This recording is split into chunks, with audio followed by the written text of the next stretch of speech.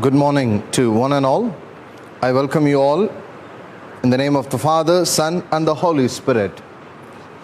And it is a great opportunity through this modern communication tools. We are able to connect with each other. I hope and pray that we will prayerfully participate by being in our home and worship God and join with us in this live streaming worship service. Before we begin, shall we all stand and bow down for a moment?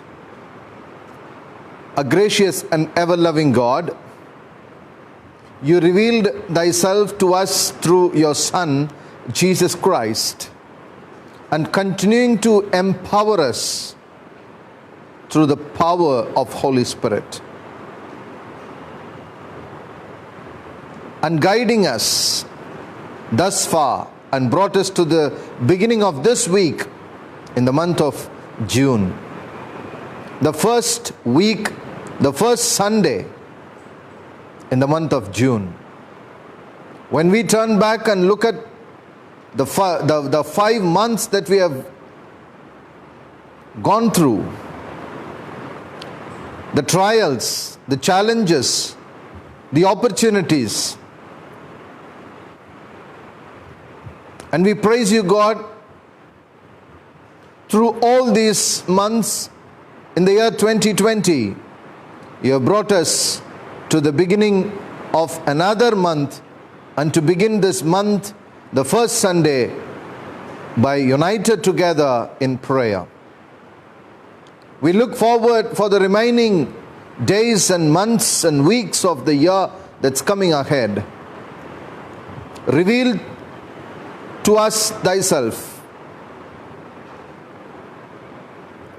and speak to us and be with us not only till the end of this worship service, but ever in our lives. In Jesus' precious name we pray. Amen. For the glory of God and for beginning of this worship, shall we all stand and sing hymn number 51, Holy, Holy, Holy, Lord God Almighty.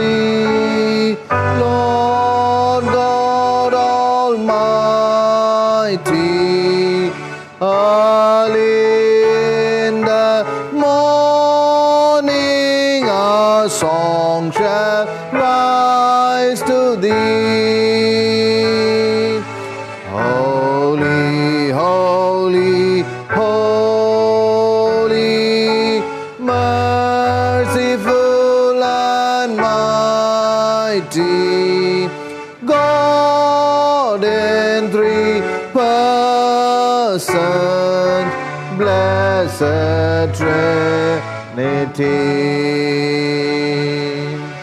Holy, holy, holy, all the saints adore thee, casting down their golden crowns around the glassy sea. Cherubim and seraphim falling down before thee, who art and art and evermore shall be. Holy, holy, holy, though the darkness hide thee, though the eye of sinful man make cannot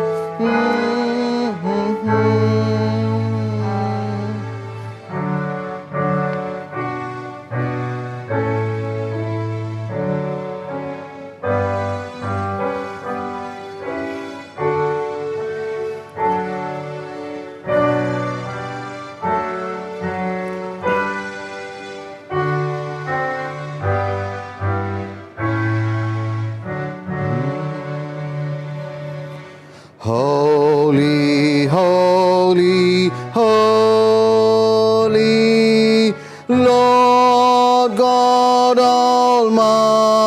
Almighty.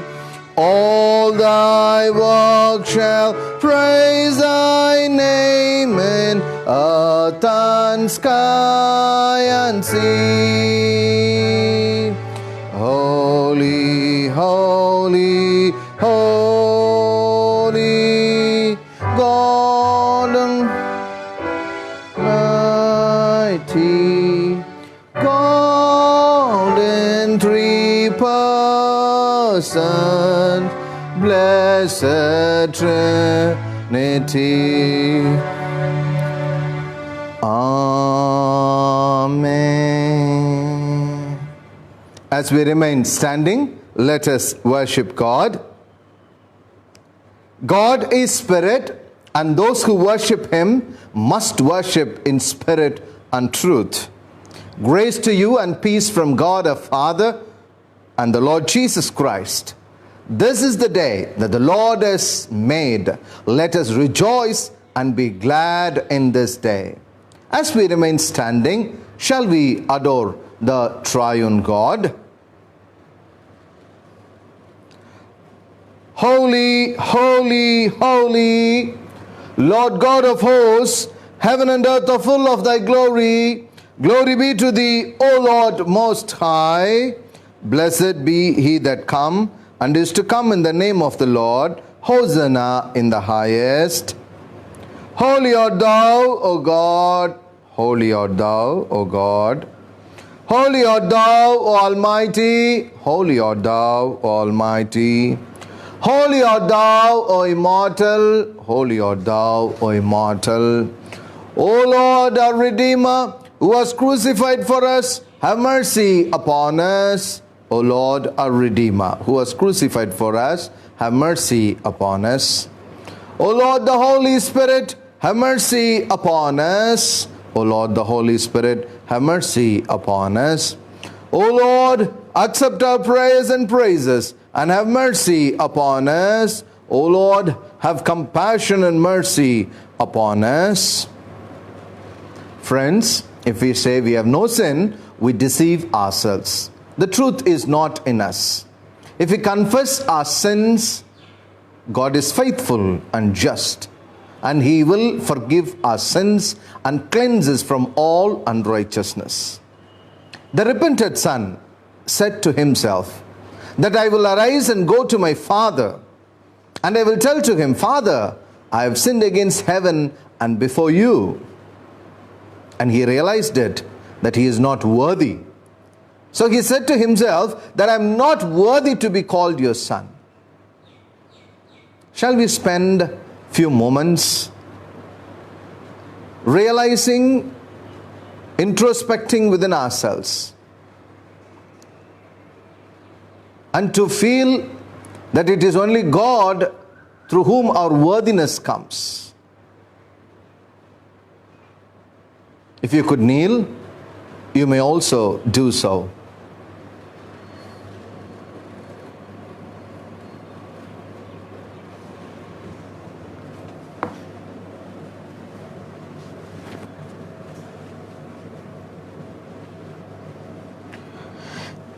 Shall we all pray the prayer of forgiveness? Almighty and most merciful Father, we have erred and strayed from thy ways like lost sheep. We have followed too much that devices and desires of our own hearts. We have offended against thy holy laws. We have left undone those things which we ought to have done, and we have done those things which we ought not to have done. And there is no health in us. But thou, O Lord, have mercy upon us, miserable offenders. Spare thou them, O God, who confess their faults. Restore thou them that are penitent, according to thy promises declared unto humankind, in Christ Jesus our Lord. And grant, O most merciful Father, for his sake, that we may hereafter live a godly, righteous, and sober life, to the glory of thy holy name. Amen.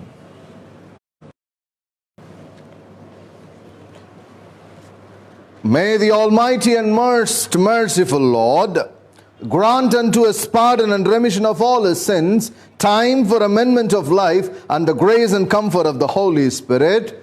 Amen. Praise ye the Lord. The Lord's name be praised. As we remain standing, let us listen to the scripture reading, which is taken from the Gospel according to Matthew, chapter 3, verses 1 to 15.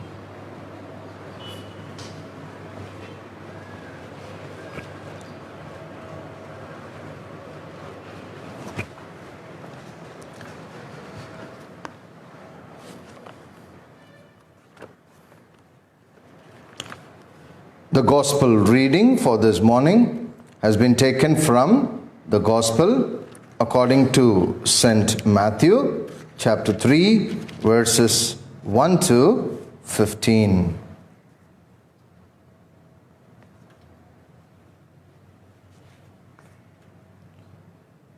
Sorry, 1 to 16. In those days, John the Baptist came preaching in the wilderness of Judea and saying, "Repent, the kingdom of God is near." This is he who has spoken of through the prophet Isaiah. A voice of one calling in the wilderness, "Prepare the way for the Lord, make straight paths for him."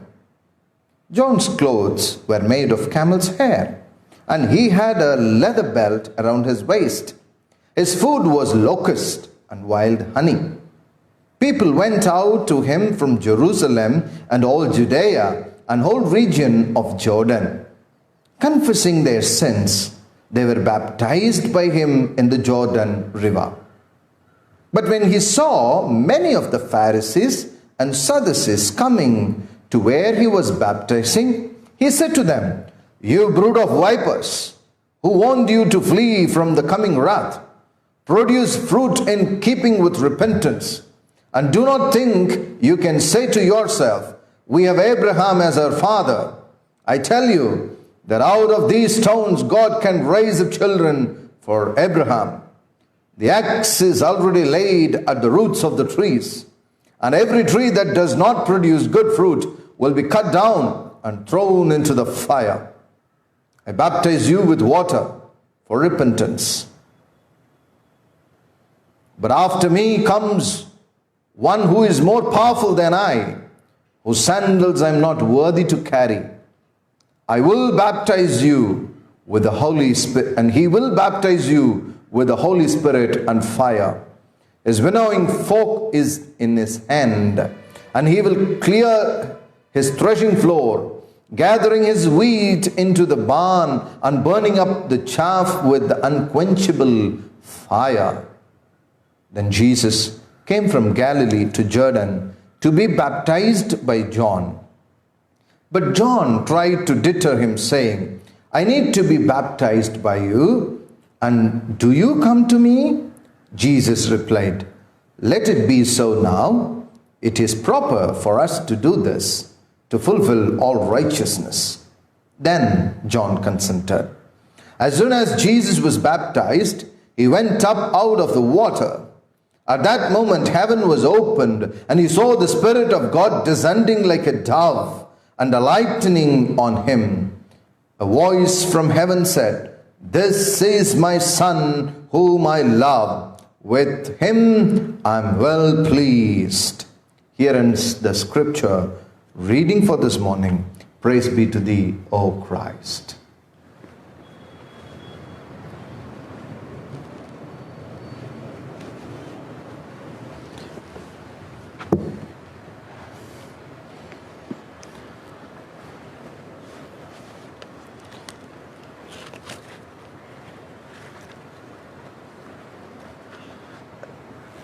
Good morning, friends. I hope that all of you are keeping fine at your home, protecting yourself and keeping yourself with proper sanitations, which will keep all of us and your family in a safer situation. The Church of South India has given us a wonderful theme for us to meditate, and as we all knew very well, after the Pentecost Sunday, it is the Trinity Sunday that follows the Pentecostal Sunday. Therefore, before we move on to the Trinity Sunday meditation, may we remind ourselves what we meditated the previous Sunday on the Pentecost Sunday. You remember the symbols? You remember how the power of Holy Spirit has empowered the people? And it was a call for unity. How different languages, people of different languages, different culture, different custom, different tradition were able to come together. And they were able to understand each other. And thereby, there was a unity, and that became a new beginning of a church. Even in these modern days, there were so many churches where they speak the so-called tongues, but many do not understand that. And secondly, we have seen the Pentecostal Sunday is a call for sanctity, where we have been called to sanctify ourselves. The purpose of the unity, the purpose of the sanctity is to continue the mission mandate of Jesus Christ. Thereby, Pentecostal Sunday was a call for liberty, to release the people of God. And this morning, we have yet another interesting theme, Trinity Sunday. It is generally called as a very dry subject, and I try my best to articulate with you in understanding this theme or this concept called Trinity Sunday. Trinity. The word Trinity is found nowhere in the Bible. Is there any word called Trinity in the Bible? If you check the entire Bible, you will never find a word called Trinity in the Bible. But this word Trinity has caused several challenges in the history of the church. For a Jewish man, God is monotheism. There is only one God. The Jewish Pharisees and Sadducees, when they heard Jesus Christ, when they heard the preaching of Jesus Christ, they marveled at Jesus Christ. They allowed Jesus Christ to enter the synagogue. They gave Bible reading to Jesus Christ. They gave the Torah for Jesus Christ to be for Jesus Christ to be read on a Sabbath service. So many were able to follow Jesus Christ. There were some Pharisees who came and met Jesus Christ very privately. But many of them could not understand, and many of them could not accept Jesus Christ when Jesus Christ said He is the Son of God. Where He claimed His position equal to God, where He said, I and my Father are one. For a Jewish person who believed in monotheism, in one God, mono is one, theism is God. So for a Jewish believer who believed that God has one all these days, right from the Abrahamic time, right from the Adam moment, right from the Moses time, right from In every literature of theirs, they understood God as one, monotheism. Now here, a person called Jesus Christ who was born in Nazareth, they know their parents, they know where he comes from, and now he claims that I and the Father are same. This is something the people who lived during Jesus' time were not able to understand. They were not able to believe this. In fact, during the 2nd century, this was a greater problem in the church. Church grappled with these difficult theological questions. Whether we have one God, if we call Yahweh as one God, how do I address Jesus Christ? Because God, Yahweh, and Jesus says, I and Yahweh, God, are equal. The early church struggled with these challenges. That you can see very well, the difference between the Apostles' Creed and the Nicene Creed. Or book kudunga. The Apostles' Creed and the Nicene Creed is one classical example how the early church has grappled with these difficult understandings about the Trinity. The Apostles' Creed says, I believe in God the Father Almighty. And then the Apostles' Creed says, and in Jesus Christ. I believe in Jesus Christ, His only Son, our Lord. I believe in Holy Spirit. So the 3 elements are found in the Apostles' Creed, whereas the Nicene Creed, which was articulated in the Council of Nicaea, which goes one step beyond, I believe in one God, the Father Almighty, maker of heaven and earth, and of all things visible and invisible. What was the need for the Council of Nicaea to articulate these elements attached to the Father God? And then it says, and in Lord Jesus Christ. For Jesus Christ, there was a big paragraph. For God, the Nicene Creed says, I believe in one God, the Father Almighty.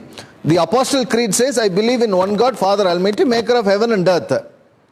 But Nicene Creed says, I believe in one God, Father of Almighty, maker of heaven and earth, and then adds one clause, and of all things visible and invisible. And when it comes to Jesus Christ, it just said, and in Jesus Christ, His only Son, our Lord, who was conceived by Holy Spirit, born of the Virgin Mary, suffered under Pontius, was crucified, dead and buried, descended into hell. The 3rd day He rose again. He ascended into heaven and sitteth on the God of hand, and on the right hand of God the Father Almighty. From thence He shall come to judge the quick and the dead. But whereas the Nicene Creed found it very difficult to articulate, to understand the Trinitarian concept, thereby they resolved in the Council of Nicaea to add these clauses when they talked about Jesus Christ. And in one Lord, Jesus Christ, the only begotten Son of God, begotten of His Father before all worlds. See, these were not found in the Apostles' Creed. God of God, light of light, very God of very God, begotten, not made. All these were not found in the Apostles' Creed, which is prior to the Nicene Creed, by whom all things were made. So, I just want to give you this example, how the early church tried to grapple in understanding the Trinitarian concept. In fact, there was an African church father, early church father, during the 2nd century. He came from Africa, Karbage. It is he who have evolved this concept called Trinity. The Trinitarian concept, evolved by Tertullian, had undergone several challenges. And in fact, when people try to promote, when people try to understand, when people try to articulate this very concept of Trinity, The early church have even killed some people thinking that the Trinity was a heresy. The concept of Trinity, for some, it was heretical. But down the line, the church was able to understand. The church was able to grapple with the doctrine of Trinity. Though the word does not appear anywhere in the Bible, but this doctrine, which was derived from the concepts of the Bible, have made a greater impact in the life of every Christian. Even this morning, when we try to understand the very purpose of this doctrine called Trinity. The Hindu philosophy also has a kind of Trinity that is called Hindu Trinity. The Hindu Trinity says, Padaithal, Kaathal, Alizhal. So many people get confused with the Hindu Trinity, with the Hindu concept of Trinity, with the Christian concept of Trinity. The Hindu concept of Trinity is Padaithal, creator, Kaathal, protector, Alizhal, destroyer. But the Christian understanding of Trinity is totally in contrast with the Hindu concept of Trinity. Because there is no place for destroying. There is no place for protection, but redeeming. It is Creator God, God the Father who created, God the Son who redeemed the creation. Of course, we can use the word protection in a broader sense. And God the Holy Spirit sustains the life and inspires us. The Comforter.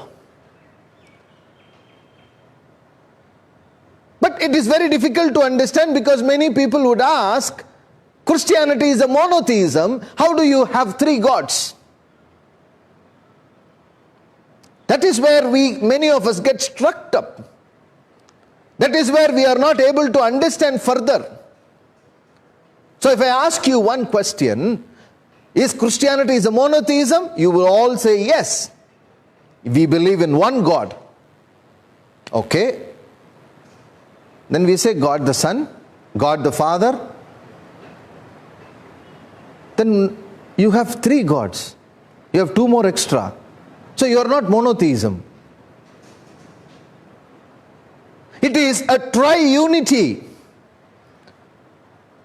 How do we articulate and understand this triunity? There were classical examples like water turning into ice and turning into vapor. There are so many classical examples from the Indian Christian theology developed by our former bishop and one of the greatest Indian Christian theologian, A.J. Appasamy or Chenchaya, Chakraye. But these were, to some extent, helps us to understand the nature of Trinity. However, I wasn't so much of convinced with these symbols that helps us to understand the Trinitarian concept which we have been believing down the years. Let me put it in this simplest way.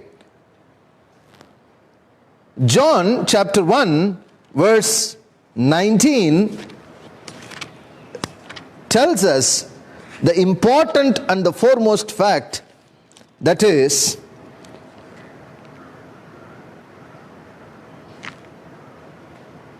John chapter 1 verse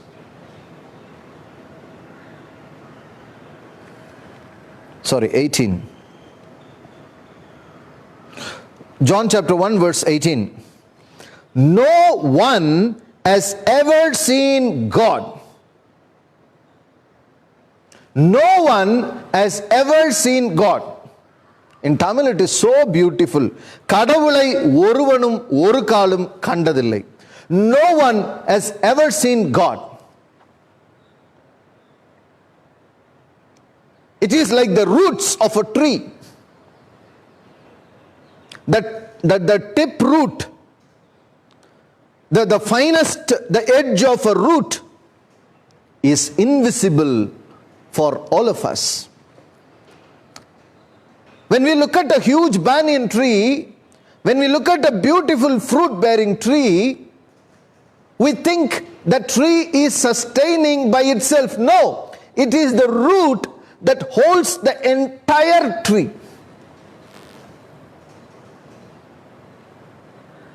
But that is invisible. That is not visible to our eyes. Simply because it is not visible to our eyes, we can't deny that there is no root. Or we can't deny that the root does not exist. It is the root that holds the entire tree in a firm position. But it is invisible.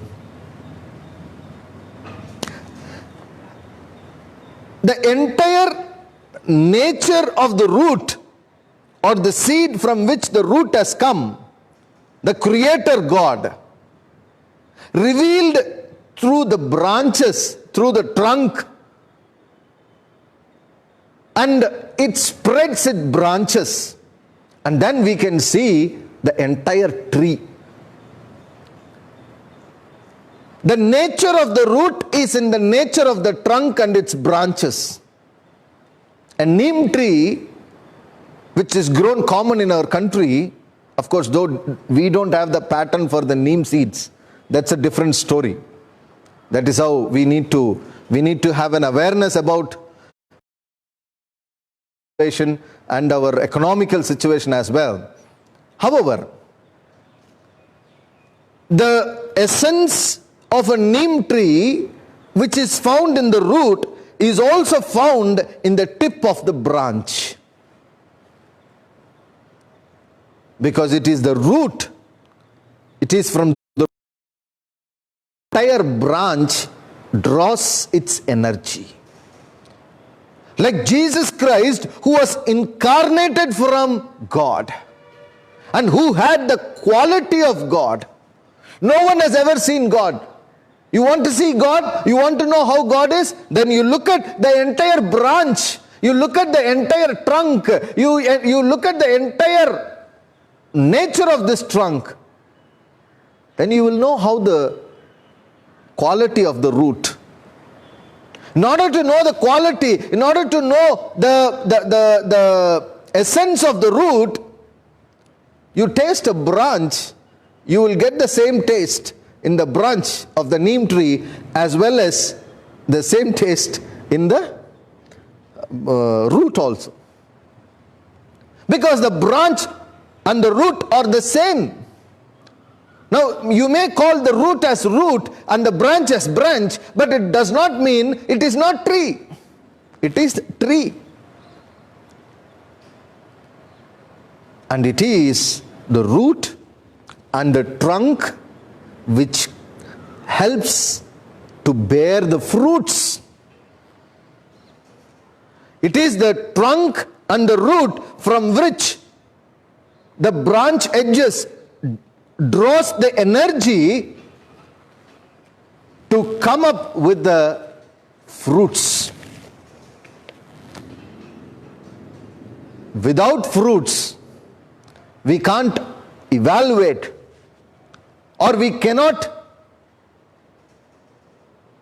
estimate the value of the tree. Now this morning, when we have all been called to meditate on the Trinitarian concept, the root is different, the trunk is different, the fruit is different, but all has one purpose: tri-unity. There is one purpose. God the Creator had a purpose, and it is the same God the Redeemer had it. And it is the same purpose God the Holy Spirit has it, because it is tri-unity.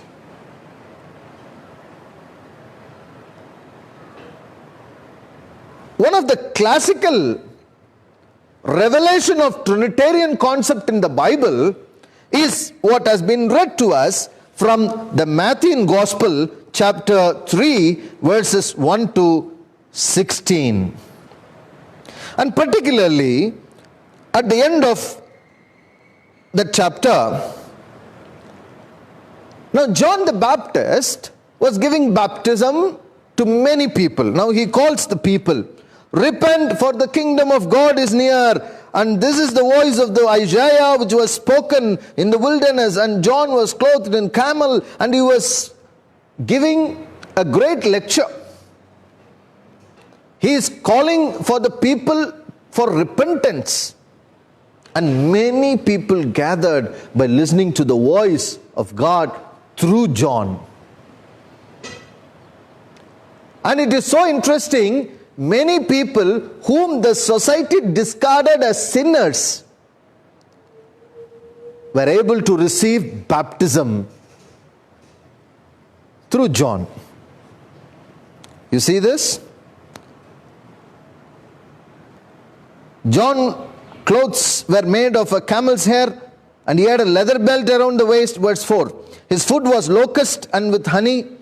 People went out to him from Jerusalem to all Judea and the whole region of Jordan, confessing their sins. They were baptized by him in Jordan River. Now there was a great mass movement is happening.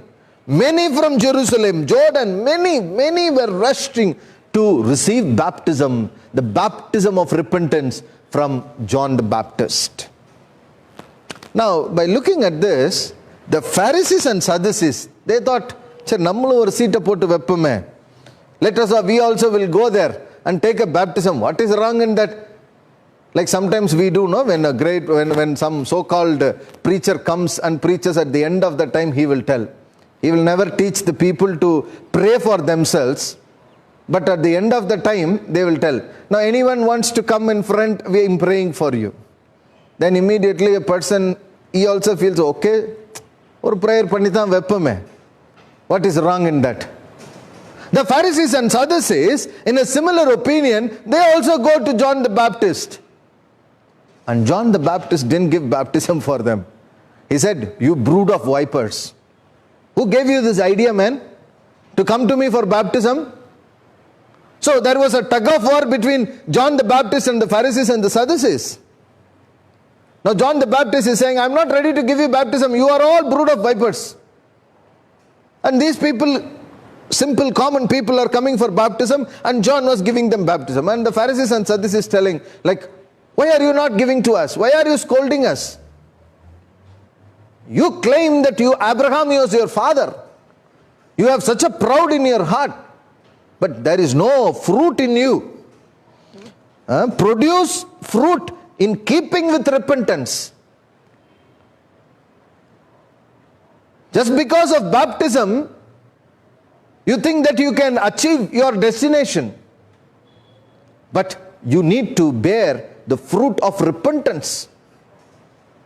Now it is in this tug of war. There was an argument going on one side, Pharisees and Sadducees, on one side the common people, and John the Baptist was going on giving baptism, and the Pharisees were trying to come, and John said, oh, I'm not going to give to you. And he calls the people whom claimed as sinners, whom they felt that they are not worthy, whom the entire society have discarded them, whom the entire society have marginalized, and that section is coming, and John the Baptist was giving the baptism. It is in this context Jesus is coming in between. Hey John, hello Jesus, how are you? It is I who have to come to meet you. Why Jesus you have come to me? No, I came to get baptism. To you baptism? How can I give it, Jesus? No, John, I tell you, there is an important here. I want you to give me baptism. No, how can I do that? See, if you don't give it to me, the Pharisees will think that I belong to them. The people will think I also belong to the Pharisee community. The people will think that I also belong to that community. But I don't want to be identified with that section. I want to be identified with the section which was marginalized. Because for this section I have come. I have come not for the doctors, not for the healthy people. I have come for the patients, because a doctor is required for the patients. So I have not come for that section who is taking life, but I have come to redeem the life of the people whose life are being taken, whose life are being marginalized, who are considered as the outcast, who are considered as the sinners, who are considered as like an untouchable in the society. So Jesus wanted to identify himself with the people who are broken community. By looking at this, now the heaven is opening. The barrier between God and human was opened by looking at what Jesus Christ did. This is what I intended. In this I please. The voice came from heaven. When Jesus was able to identify the poor and the marginalized, the broken communities, the heaven was open and God was pleased on Jesus. Because the purpose of God and the purpose of sending his own son in the form, giving himself, God gave himself in the form of a human being. Because when God wanted to intervene in the history, he intervened in a particular socio-economic political boundary called Palestine, in order to reveal the God self to the entire human race. The quality of the God is to identify the people with the downtrodden, with the people who are marginalized. Even in these days, the so-called first world country, which claims itself as the first world war and more advanced country, is now grappling with the riots between the colored people and the whites.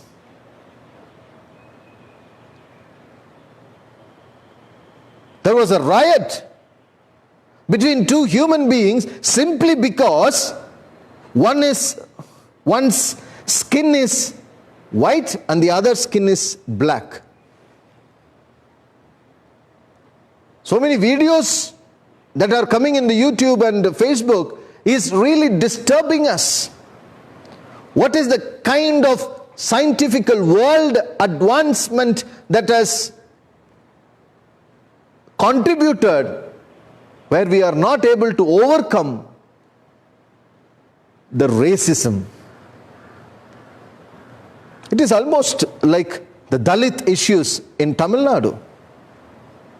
We talk so much about, oh pastor, I don't see caste, I don't see everything. But will we be able to give our son or a daughter for a marriage to an outcast, the so-called outcast? We talk so much in the church, we all are one, sir. We all are one family, sir. We all nangalla ore family mari palakuvom, sir. Right, very good. You prove that when you give your son or a daughter for a marriage.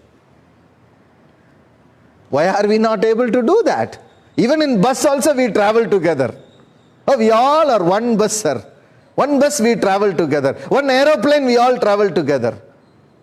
That is not what we are called for.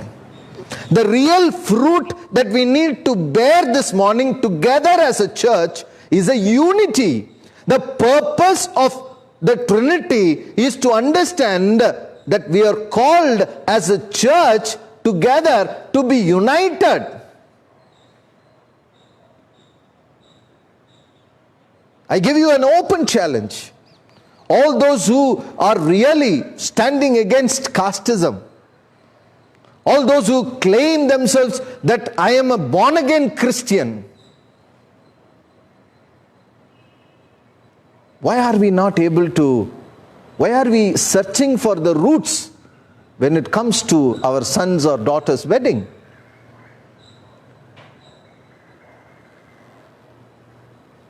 Friends, it is a high time It is a high time.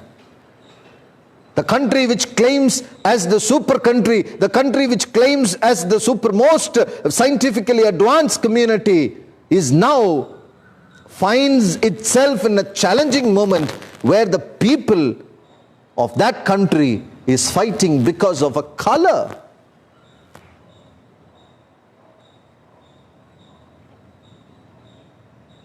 Friends, the casteism in India, the casteism in the church, it is shame for Christianity to have casteism in the church.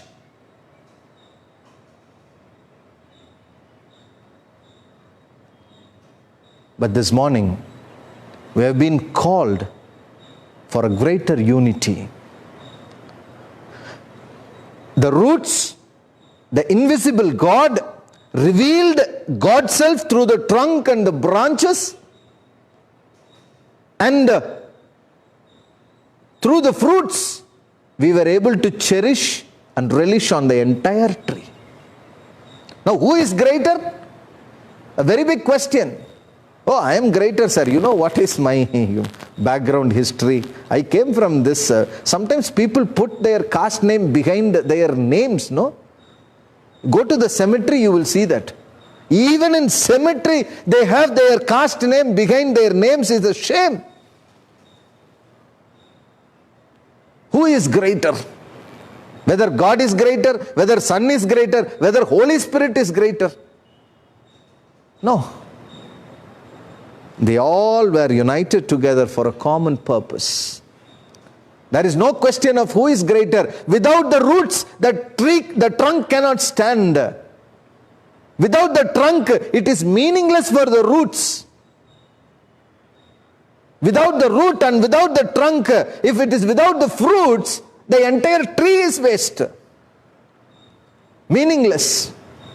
It is only because of the root, the trunk and the fruit we are able to get the meaning, we are able to get the usefulness of the tree. This morning, we have been called to bear the fruits. Bear the fruits of the Holy Spirit. I don't need to tell that because in every home we have a list. But I think we need those lists in the church, not in our own personal lives. Of course, it is required in our personal lives. Love, patience, joy, all these lists, the fruits of Spirit. We all knew that very well. We all knew that by heart.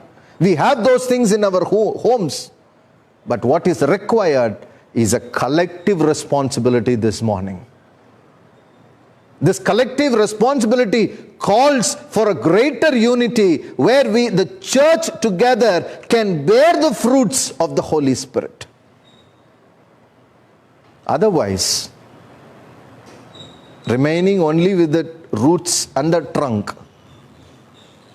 there is no use. It doesn't serve the purpose. We need to bear the fruits of the Holy Spirit. But I remind you, my dear friends, every tree that does not bear the fruits, and do you think that the axe is already at the roots of the trees, and every tree, every church that does not produce good fruit will be cut down and thrown into fire? Any individual, any organization, any movement, we are called to bear fruits. And no tree ever have eaten its own fruit. It is a blessing always for others. A mango tree never ate a mango, but it gives for others. So also church, the greater unity fellowship, calls to emulate the qualities of the Trinitarian concept of giving life to the others. Identifying with the so-called marginalized, identifying with the so-called outcast, identifying with the marginalized, identifying with the downtrodden, identifying ourselves with the blacks, identifying ourselves with the people, the crushed communities, whereby God is pleased. Because we need to create a platform where we all are equal. There is no black, neither white. All are equal. There is no upper class, lower class. All are equal. We are called to emulate. We are called to follow these principles of Trinity in our day-to-day lives. Let these words will bless each and every one of you. Maybe many of us are running behind attractive worship services. See, the worship services has to be very attractive, lights, music, and keyboard, drums, attractive. No. We need to have an alternative understanding. May the good Lord will bless each and every one of you this morning to understand the Trinitarian doctrine and to apply in our day-to-day life. In the name of the Father, Son, and the Holy Spirit. Amen.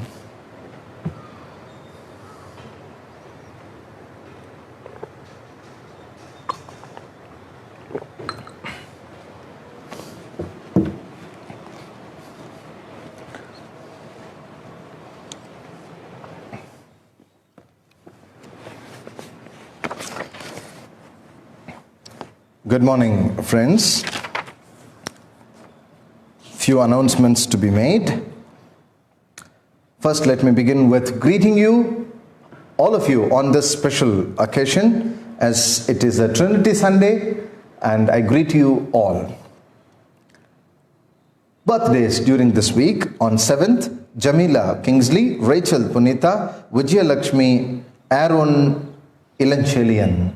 On 8th, Riona Jenny, Rohan Sironmani, Prem Kumari Daniel. On 9th, Juno Divakar, Davidson Ponraj, Mercy Paul, Sunil Thomas Anbath, Deepthi George, Simon Johnny Stalin, Solomon Stalin. On 20th, Reverend Paul J. Singh Das and Robert Paul. On 11th, Rufus J. Seelan, IJB Devapriyan, Jacqueline Kumar. On 12th, Elma Ratna Shiba, Lilibet Kingsley, Kavin Ravindran, Edric Jeffrey. On 13th, Gina Alexander, AGS Peter Gerard. The wedding days: on 9th, Dr. David V. Rajan and Mrs. Sunita Rajan, Mrs. and Mr. Florence Geeta and Desaraj. On 10th, Mrs. and Dr. Sushila and Martin R. James, Mrs. Sushila and Dr. Martin R. James. On 13th, Mrs. and Mr. Uma Maheshwari and Paul Winston Kribakar. Shall we pray for all those who are celebrating the special days? Gracious and heavenly God, we pray for all the members whose names have been read, and if by mistake if we have omitted, or by mistake if we have missed any names, forgive and bless each and every one of them who are celebrating their special days during this week. Let everyone would experience the Trinitarian presence of God in their lives. In Jesus' precious name we pray. Amen. Dear members, the new subscription card for the years 2021 are being issued by our sexton, Mr. Jebraj, to your residence. Kindly bear with us for the delay in distribution due to distance. Please await for your turn. For any reason, if you have not received your subscription cards, you are most welcome to find out the reason from the chairman of the pastorate.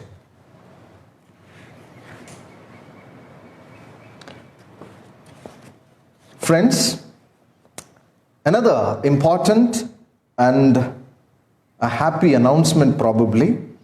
The government of India, the Ministry of the Home Affairs, in its number 40/3, 2020 DMI A, dated 30/5/2020, have issued an order, and may I request your kind attention to listen the important key lines that I would like to highlight. The order dated 30/5/2020. It was issued for containment of COVID-19 in the country for a period up to 31/6/2020. In exercise of the powers conferred under Section 10 of 2 of 1 of the Disaster Management Act, the undersigned hereby directs that guidelines as annexed will remain in force up to 30/6/2020.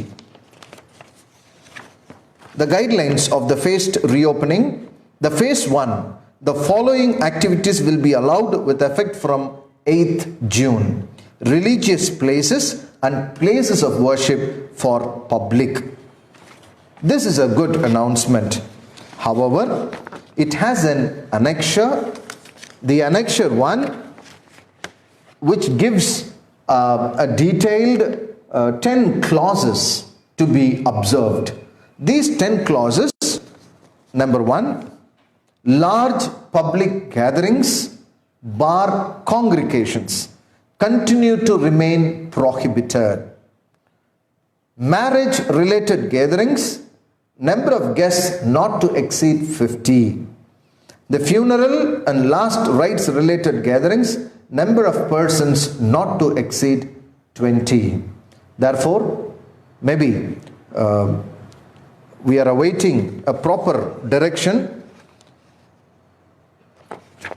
And moreover, wearing of face mask is compulsory in public places. Individuals must maintain a minimum distance of 6 feet, and provision for thermal scanning, hand wash and sanitizer will be made at all entry and exit points at common areas. So all these directions have been given. And it is also important to note, if any person contravenes any order made under section 65, he or she shall be punishable with imprisonment for a term which may extend to 1 year, or with fine, or with both. Therefore, members are advised to adhere the government regulations. So we request you to kindly await for the orders and clear-cut direction from the office of the bishop.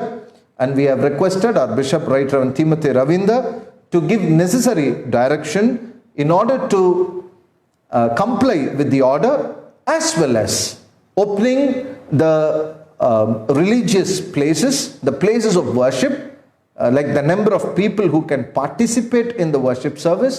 And our pastorate committee, our administrative committee, is also articulating how best we could avoid large gatherings, but we can have small gatherings, maybe within 50 members for per service. So God willing, maybe in this week we will have our administrative committee, and after the appropriate direction from the office of the bishop, we will probably have a limited gathering within 50, or as per the government regulations, with proper social distancing in the church, and proper sanitization methods are being followed. And probably we can have from morning till evening, we can have several services, like say for example 6:30 to 7:30, 8 to 9 o'clock, and 9:30 to 10:30, and 11 o'clock to 12 o'clock, and in evening as well we can continue. So every member will be given a particular slot. I hope the administrative committee and the directions we will receive from the bishop's office could also help our ideas. So I do not know if any member, if any of you have very good suggestions, please convey it to the chairman of the pastorate, how we could observe the government guidelines, as well as we keep the places of worship open. However, from tomorrow or from this day, the place of worship will be kept open from morning 8 a.m. to 5 p.m. for the members. And anyone who wish to visit and to have your prayers can come and do so, maybe not in gatherings, but in individual ways. You can come and you can say your prayers. If you can also visit the church premises, and from this day onwards it will be kept open as per the government regulations. However, whenever we come inside, I request you to kindly observe the sanitation procedures by washing your hands before you enter, and probably taking off your shoes before you enter the holy premises, not only for the sake of a religious purpose but also for the sanitation purpose, and to clean your hands and to enter into the church. Thank you for your wonderful cooperation. May God bless each and every one of you. Shall we all stand to affirm our faith by following the Apostles' Creed?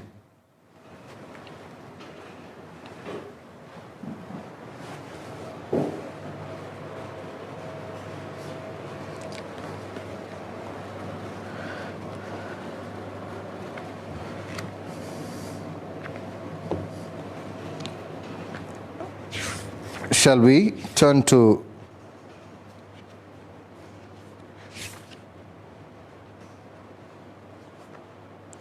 page number 24, the Apostles' Creed. I believe in God, the Father Almighty, maker of heaven and earth, and in Jesus Christ, his only Son, our Lord, who was conceived by the Holy Spirit, born of the Virgin Mary, suffered under Pontius Pilate, was crucified, dead and buried. He descended into hell. The third day he rose again from the dead. He ascended into heaven and sitteth on the right hand of God the Father Almighty. From thence he shall come to judge the quick and the dead. I believe in the Holy Spirit, the Holy Catholic Church, the communion of saints, the forgiveness of sins, the resurrection of the body, and the life everlasting. Amen. Let us continue to remain in prayer. If you could kneel wherever you are requested to do so. Let us pray. The collect for the peace. O God, who art the author of peace and lover of concord, in knowledge of whom standeth our eternal life, whose service is perfect freedom, defend us, thy humble servants, in all assaults of our enemies, that we, surely trusting in thy defense, may not fear the power of any adversaries, through the might of Jesus Christ our Lord. Amen. The collect for grace. Our heavenly God, Almighty and everlasting Father, who has safely brought us to the beginning of this day and this month and this week, defend us in the same way with thy mighty power, and grant that this week and that this day and this week and this month we fall into no sin, neither run into any kind of danger, particularly because of COVID-19, but that all our doings may be ordered by thy governance, to do always that is righteous in thy sight, through Jesus Christ our Lord. Amen. Almighty and everlasting God, vouchsafe, we beseech thee, to direct, sanctify, and govern both our hearts and bodies in the ways of the laws and in the works of thy commandments, and that thy mighty protection, both here and ever, we may be preserved in body and soul through our Lord Jesus and Savior Christ. Amen. Let us continue to remain in prayer, particularly remembering the people in US, the marginalized communities, the people who are crushed because of their skin color, the riots that injures the people, the demonstration of power over the common people.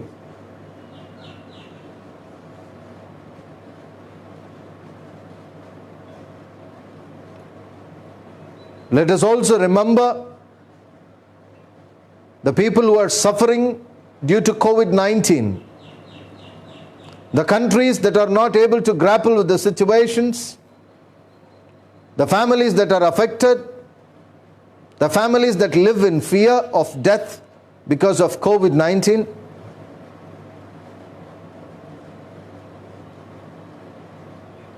Let us also remember in the presence of God the people who have lost their lives because of this COVID-19.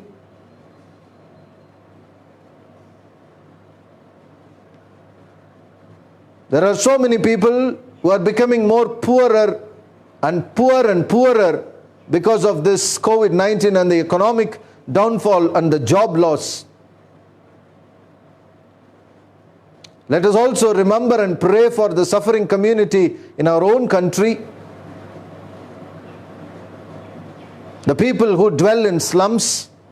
When we dwell in 3-bedded apartment, 3-bedded bedrooms, 3-bedded apartments, when we dwell in big, huge houses, let us not forget a huge community is lying and living on the road pavements, in the slums. Is it not? It is the responsibility of the church to bear the fruits and not to eat the fruits, but to give the fruits to the others, for others to be a great blessing. Church, the greatest organization which does not exist for itself, but it lives for its non-members.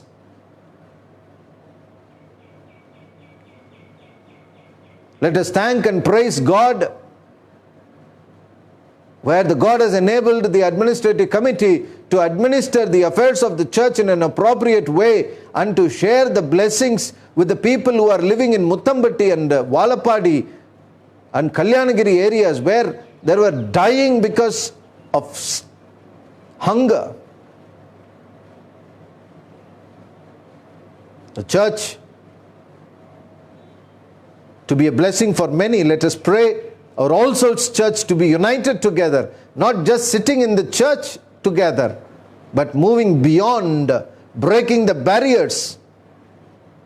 And God has to look at us and say that God is pleasing on All Souls Church. Heaven has to open and say, I am pleased with the Church of All Souls.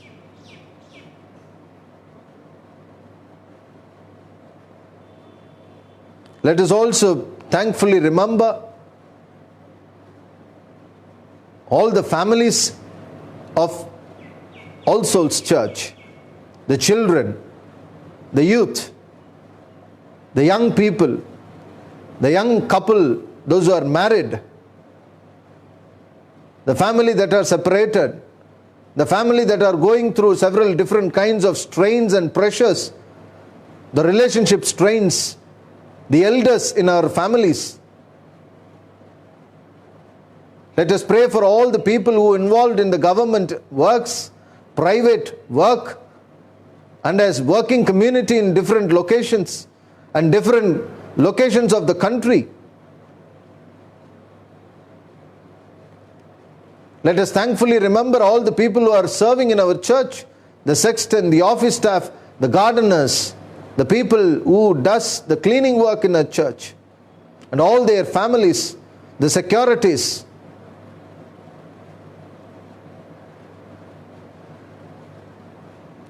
Let us also remember Reverend Rajesh, as God has blessed them with a baby girl. Let us also uphold our assistant padri in our prayers.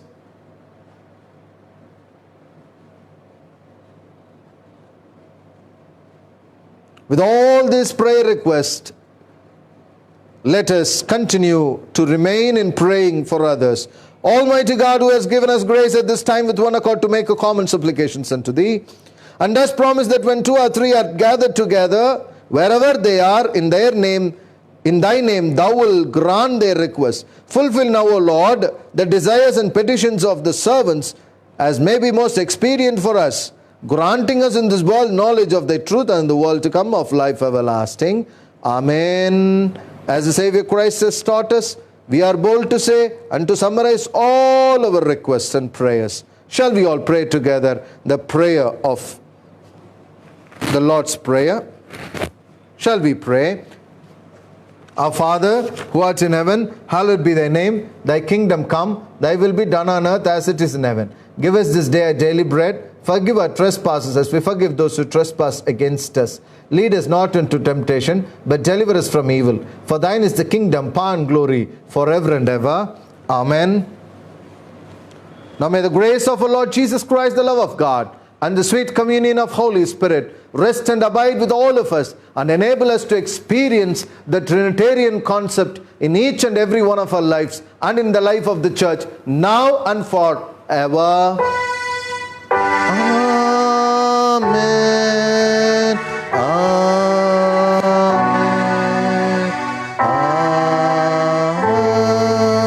Amen.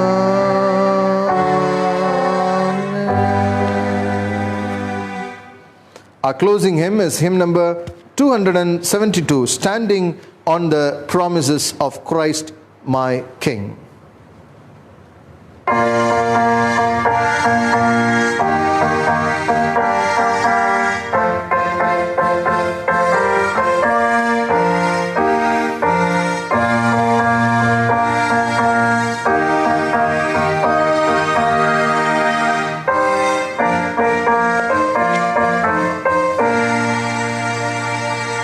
Standing on the promises of Christ my King, through eternal ages let His praises ring.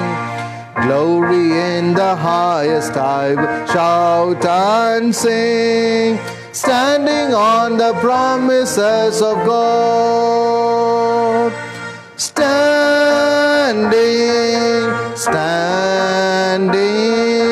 Standing on the promises of God, my Savior. Standing.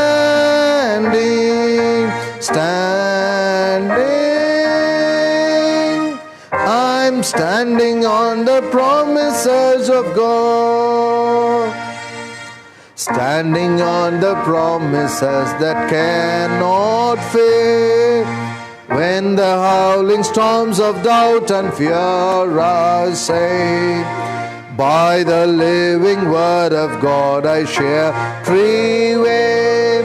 Standing on the promises of God. Standing on the promises of God, my Savior. Standing.